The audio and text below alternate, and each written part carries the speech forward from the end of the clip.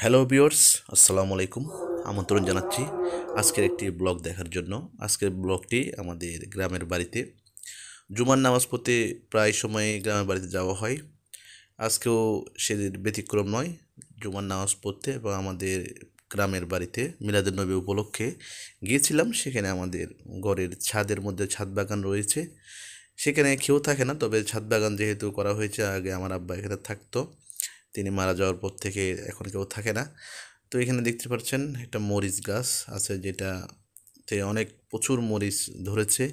তো কিছু মরিচ সেখান থেকে তুললাম আমি আর আমার বোনের ছেলে তাসিন। আমরা দুজনে মিলে আসলে অনেক মজা করে মরিচগুলো তুলতেছি।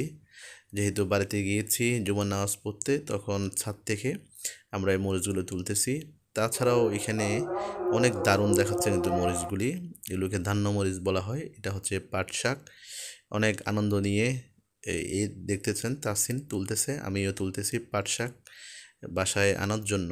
কারণ বাজারে কিনে দিতে পাওয়া যায়, তবে নিজেদের গাছেরগুলি আলাদা একটা মজা, আলাদা একটা আনন্দ। তো সেটা আমরা দুজন মামা বাগিনা একসাথে কিন্তু এই আনন্দটি নিচ্ছি। আর গাছে পেঁপে রয়েছে, কয়েকটা পেঁপে এখান থেকে নিব।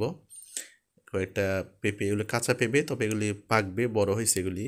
ভিডিওতে হয়তো তেমন বড় দেখা যাচ্ছে না, কিন্তু মোটামুটি সাইজ বড় হয়ে আছে। তো এখান থেকে কয়েকটা পেঁপে পারলাম। আরও অনেক পেঁপে আছে মোটামুটি গাছে। এটা ছাদের মধ্যে আগে কিন্তু প্রচুর পেঁপে গাছ ছিল, এখন মোটামুটি কম, তবে আবার রোপণ করা হয়েছে পাশে। মাঝে মধ্যে আমার আম্মা গিয়ে এগুলি ঠিকঠাক করে আসে মানুষ দিয়ে। এই যে পেঁপে যেগুলি এখান থেকে গাছ থেকে পারলাম, এই পেঁপেগুলি আপনারা দেখতে পাচ্ছেন। এখন তাসিন এক পাশে করে রাখতেছে। একটা পেঁপে কিন্তু ফেটে গেছে ওইখান থেকে পড়ার পর, যেহেতু ফ্লোরে পাকা সেজন্য ওইটা ফেটে গেছে। কাঁচা পেঁপেগুলো রান্না করে খাওয়া যায়, তবে বেশি নিয়ে নেই, 4টা নিছি। কারণ এগুলো আনতে ঝামেলা, সেজন্য 4টা নিলাম। আর এত বেশি খাওয়া যায় না। এই বিষয়গুলো আসলে অনেক দারুণ, নিজেদের গাছের নিজেদের ছাদের এই সবজিগুলো যেমন খেতে মজা, তেমন দেখতেও সুন্দর। সবাই ভিডিওটি শেয়ার করবেন। আল্লাহ হাফিজ।